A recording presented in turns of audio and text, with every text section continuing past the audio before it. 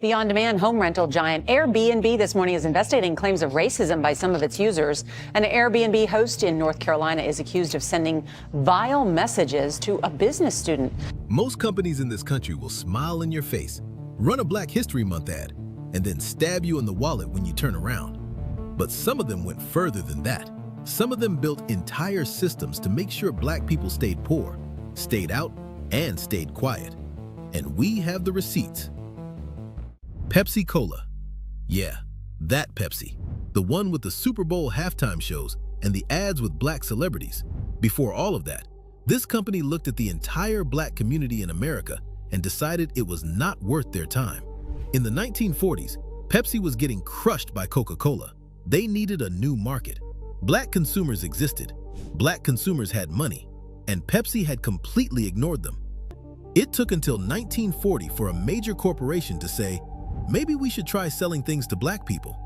In 1947, Mac hired Edward F. Boyd to lead a 12-man all-Black special market sales team. These men were talented, they were sharp, and they were treated like problems. They faced threats from white terror organizations while traveling for work. They dealt with hostility from their own white Pepsi co-workers. They ate in different restaurants and slept in different hotels because Jim Crow said so. And they still went out and outsold everybody. After their team hit Chicago, Pepsi's market share in that city overtook Coca-Cola for the first time ever. First time ever. Then Walter Mack left the company in the early 1950s, and the moment he was gone, the special markets team was disbanded. Some were let go, some were folded into regional sales roles and quietly forgotten. The company that only came to Black consumers because it was bleeding money walked away from Black consumers the second it no longer needed them for survival. They did not invest in us, they mined us, and then they left. But they were just the beginning of this list. Hey family, real talk, YouTube has shut down channels for telling exactly these kinds of stories, so I need you to find us off this platform. Go to blackstories-untold.com, join our mailing list, and make sure we stay connected no matter what they do. Now, back to the list. Airbnb, while Black. Airbnb built a platform on the idea of belonging anywhere. That was literally their slogan. Belong anywhere, unless you are Black. In 2015, researchers at Harvard Business School ran an experiment. They sent booking requests to approximately 6,400 Airbnb hosts across major cities. The only thing they changed was the name on the request. Guests with distinctively African American names were 16% less likely to be accepted. Same dates, same listing, same everything, just the name. 16%. Cornell University research confirmed the damage runs both ways. Black hosts on Airbnb earn approximately 12% less than white hosts listing similar properties. And in 2016, a Black woman named Cortina Crittenden started the hashtag Airbnb while Black after being rejected over and over. She changed her profile picture to a landscape photo, changed her name to something that read as white, and suddenly the rejection stopped. Read that again. She had to hide her Blackness to use a service anyone else could use freely. Airbnb commissioned a civil rights audit and in 2022 released something called Project Lighthouse. Their own data confirmed white users had a 94.1% booking success rate. Black users had 91.4%. Airbnb called it a meaningful difference that is unacceptable. They admitted it. Then they kept operating. The harm on Airbnb came mostly through individual hosts using the platform's design to discriminate. But Airbnb knew about the problem long before they acted on it. And knowing is a choice. Ignoring it is too. But the next company on this list did not leave the discrimination to chance. Abercrombie and Fitch. This company turned racism into a brand strategy. They called it the A&F look, and they enforced it like a law. Starting in the early 1990s and running through the early 2000s, Abercrombie systematically excluded Black, Latino, and Asian applicants from sales floor positions. It was not a coincidence. It was policy. Internal posters, manager training, hiring decisions directed from the top down. If you were not the right look, you did not get the job on the floor. If you were hired at all, you were sent to the stockroom in the back, where customers could not see you. In June 2003, the NAACP Legal Defense Fund, MALDEF, and co-counsel filed a federal lawsuit. The EEOC joined in 2004. By November of that year, Abercrombie agreed to a settlement. $40 million went directly to class members who were Black, Latino, Asian American, and women who had been excluded or pushed to the back. The total value of the consent decree was approximately $50 million. The company was required to undergo 6 years of court-ordered monitoring, and the CEO at the time had made public statements about the brand being built for cool, attractive people and being very deliberate about who they did not want in their stores. That kind of thing does not happen without a signal from the top. They knew exactly what they were doing, but at least they only discriminated against who could get in the door. The next company went straight for who could sit down. Cracker Barrel. The Department of Justice investigated approximately 50 Cracker Barrel restaurants across 7 southern states: Alabama, Georgia, Louisiana, Mississippi, North Carolina, Tennessee, Virginia. They interviewed approximately 150 people, most of them former employees, and 80% of those people said they had personally seen or experienced discriminatory treatment of Black customers. 80%. That is not a coincidence. That is a culture. What did they find? White servers being allowed to refuse to wait on Black customers. Black customers being seated in the back or in segregated sections. White customers who arrived after Black customers being seated first. Black customers receiving inferior food and slower service once they were finally seated. And Black customers who complained being treated worse for having the nerve to speak up. This was happening in the 21st century, not 1955. The DOJ filed and simultaneously settled the lawsuit in May 2004. Cracker Barrel did not admit a single thing. They just agreed to hire an outside auditor, run mandatory training, and build a new complaint system. Then in September 2004, a separate class action brought by more than 40 plaintiffs in 16 states settled for $8.7 million. Plaintiffs alleged racial slurs, segregated seating, and in some cases, food taken from the trash being served to Black customers. Let that land for a second. Food from the trash. This was documented. This was settled. And Cracker Barrel is still open for business in your city right now. Walmart, the largest retailer on the planet. Over 1.5 million employees in the United States alone. And the numbers inside that company tell you everything. Black and Latino workers make up approximately 42% of Walmart's hourly workforce, but they hold only 24% of management positions and only 15% of officer-level positions. Someone made that math happen. It did not happen by accident. In 2022, a jury in Oregon awarded a Black man named Michael Mangum $4.4 million after a Walmart loss prevention employee racially profiled him with no basis.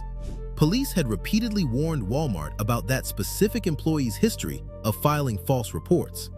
Walmart kept him on the job anyway. Also in 2022, Walmart settled a lawsuit with a Black former supervisor who alleged he was fired after reporting that his manager used racial slurs against him. It's about hundreds of Black workers like me who was tragedy discarded and left to find fend for themselves.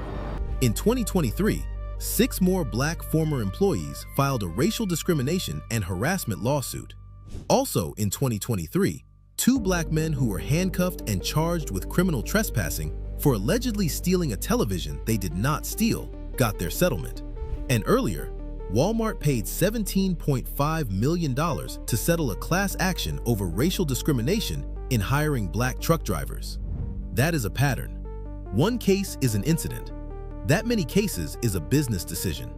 But none of this rises to the level of what Denny's did in public, in uniform, on duty. Denny's, April 1st, 1993. 6 Black Secret Service agents are in Annapolis, Maryland. They are doing advanced security work for President Clinton's upcoming visit to the Naval Academy. These are federal law enforcement officers, armed, badged, on duty. They went to a Denny's to eat with a group of 21 agents total. The white agents were served promptly. The 6 Black agents waited and waited. After an hour, one of them received a single breakfast. The others received nothing. While they were protecting the President of the United States, a restaurant decided they were not worth serving. They filed a federal discrimination lawsuit on May 24, 1993.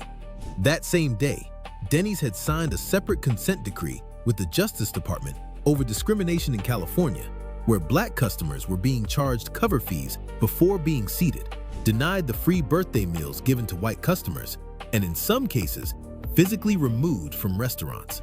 By 1994, Denny's settled both cases for a combined total of approximately $54 million. $54 million, covering 58 named plaintiffs and thousands of additional claimants across the country. The settlement required sensitivity training, undercover testers to monitor behavior, and an independent compliance monitor. And then, discriminatory incidents at Denny's kept happening. Documented cases in 2003, 2017, 2018, 2025. The settlement was real. The change was not. Family, this is exactly the playbook. Pay the fine, keep the culture. But even Denny's was not running a scheme designed to destroy your wealth from the inside out. Facebook and Meta. In 2016, reporting from ProPublica exposed that Facebook was allowing advertisers to exclude black users, what the company called ethnic affinities, from seeing job listings and housing ads. Not by accident. The option was built into the advertising system. In 2018, then HUD Secretary Ben Carson filed a formal administrative complaint against Facebook for violating the Fair Housing Act. In 2019, Facebook settled with the National Fair Housing Alliance. They agreed to remove certain targeting options for housing, employment, and credit ads. Then in 2022, the DOJ reviewed what changed and found the answer was not enough. On June 21, 2022, the DOJ filed a complaint and simultaneously settled it. This was the first time the federal government had ever challenged algorithmic bias under the Fair Housing Act. First time in history. And the penalty Meta paid? $115,054. That is the legal maximum allowed under the Fair Housing Act, one of the most profitable companies in human history, and the fine was less than what many of its own employees make in a year. The real remedy was supposed to be behavioral change, algorithm redesign, third-party monitoring. Whether it worked is still being watched. But understand what this company did. It took the most powerful advertising tool ever built and used it to make sure black families could not find housing. Not some rogue employee, the algorithm. Family, that is not a glitch. That is architecture. And it brings us to the one that beats them all, Wells Fargo. Everything we have talked about so far was ugly. Denial of service, exclusion from jobs, slow algorithms. All of it was real harm to real people. But Wells Fargo did something different. Wells Fargo engineered the destruction of generational black wealth at an industrial scale, and they did it on purpose. The evidence is not an opinion. It is in federal court documents, sworn affidavits, and a Department of Justice settlement. Between 2004 and 2009, Wells Fargo ran what they internally called an emerging markets unit. This unit specifically targeted black churches. The bank would give $350 donations to borrowers' charities in exchange for congregants attending what they called wealth-building seminars. That sounds generous, right?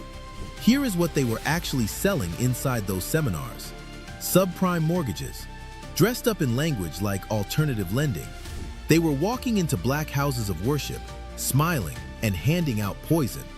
Former top-producing Wells Fargo loan officer, Elizabeth Jacobson, signed an affidavit in the city of Baltimore's federal lawsuit against the bank. She testified that Wells Fargo viewed the black community as fertile ground for subprime mortgages, that the bank pushed customers who fully qualified for standard prime loans into subprime mortgages instead. Why? Because the commission structure paid loan officers more money to push a qualified customer into a worse loan. Another officer's affidavit, also filed in that same Baltimore case and reported by the New York Times in 2009, documented that employees in the office referred to black borrowers as mud people and to the subprime loans as ghetto loans. Those are not the words of a couple of bad apples. Those are the words of a workplace culture that knew exactly who it was targeting and did not care who heard them say it. 2008 Chicago Reporter investigation found that in 2005, Wells Fargo issued high-cost mortgages to black borrowers 37% of the time. The rate for white borrowers? Approximately 5%. And here is what makes this even more enraging. Black homeowners earning over $100,000 a year were more likely to receive one of these high-cost loans than white homeowners earning less than $35,000 a year. They were not targeting poor people. They were targeting black people. Income did not protect you. Only your race determined what kind of loan you got. On July 12, 2012, the DOJ filed and settled the fair lending lawsuit. The settlement required Wells Fargo to pay $125 million in compensation to approximately 30,000 African American and Hispanic wholesale borrowers who were charged higher fees and rates because of their race, not because of their credit. An additional $50 million went toward down payment assistance in communities hit hardest by the scheme. The total settlement figure was $175 million. The DOJ described it as the second largest fair lending settlement in the department's history at that time. The DOJ's own numbers showed approximately 8,000 African American and Hispanic borrowers were steered into subprime loans when comparably qualified white borrowers received prime loans. Under Wells Fargo's own underwriting criteria, meaning these borrowers qualified, Wells Fargo simply decided black families would pay more. Thomas Perez, the DOJ Assistant Attorney General for Civil Rights, who announced the settlement, called it a racial surtax, a tax on being black. In Chicago, in 2007, a black borrower seeking a $300,000 loan paid on average $2,937 more in fees than a similarly qualified white applicant. In Miami, that racial premium was $3,657 for the same loan. The same amount, the same credit, more money because they were black. And while all of this was happening, Wells Fargo was co-sponsoring foreclosure prevention guides with the National Urban League. They were running community outreach programs in black neighborhoods. They were writing $350 checks to black churches. With one hand, they played community partner. With the other, they were stealing the house. Wells Fargo denied the allegations and said it was settling solely to avoid contested litigation. That is the standard language. Every corporation says some version of that. The documents, the affidavits, the court filings, and the settlement itself say something very different. The system worked exactly as designed.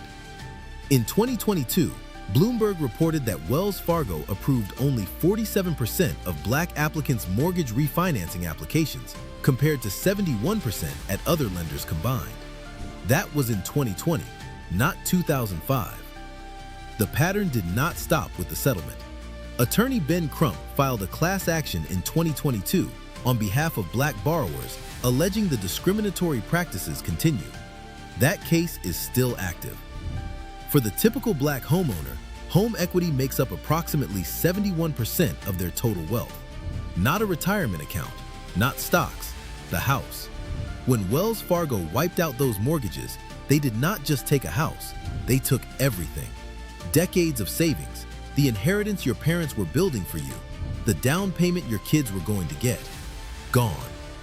And across the country, between 2005 and 2009, median household wealth in communities of color dropped by an estimated 2/3. Wells Fargo did not cause all of that alone, but they were a deliberate, documented, aggressively operating engine inside that destruction. This is the verdict, family. Every company on this list made a decision. Pepsi decided to use black consumers and abandon them. Airbnb decided to look the other way. Abercrombie decided our faces were bad for their brand. Cracker Barrel served us trash. Denny's left federal agents sitting hungry. Facebook built discrimination into code. But Wells Fargo? Wells Fargo decided to walk into our churches, shake our hands, call us by name, and systematically steal the most important financial asset we had. They called us mud people in the office. They called us partners in the community center, and they collected their commissions either way. That is not just corporate racism. That is a long con. Deliberate, sustained, profitable, and targeted specifically at us. Here is what you do with this information right now. First, pull your credit report today. Go to annualcreditreport.com. It is free. Look at every account listed, every mortgage, every loan. If something looks wrong, dispute it in writing immediately. Knowledge of what has been done to us starts with knowing exactly where we stand. Second, if you are in the market for a home loan or refinancing, do not go to one lender. Get quotes from at least 3. Specifically seek out Black-owned banks and credit unions like One United Bank or your local community development financial institution. The discrimination is documented. Your protection is your options. Third, share this video with someone in your family who is thinking about buying a house, taking out a loan, or opening a bank account. Not as fear, as preparation. Knowing the history of these institutions changes how you negotiate with them. Fourth, look up the National Fair Housing Alliance at nationalfairhousing.org. If you have experienced mortgage discrimination, housing discrimination, or been turned down for a loan that did not make sense, they can help you file a complaint and connect you with legal resources. Family, the companies on this list are not ancient history. They are operating today. They are taking your deposits, running your ads, and serving your food. The least we can do is know their names and what they have done, because they are counting on us to forget. This was Black Stories Untold, and as always, thanks for watching. If you want more stories like this, click the video on your screen now.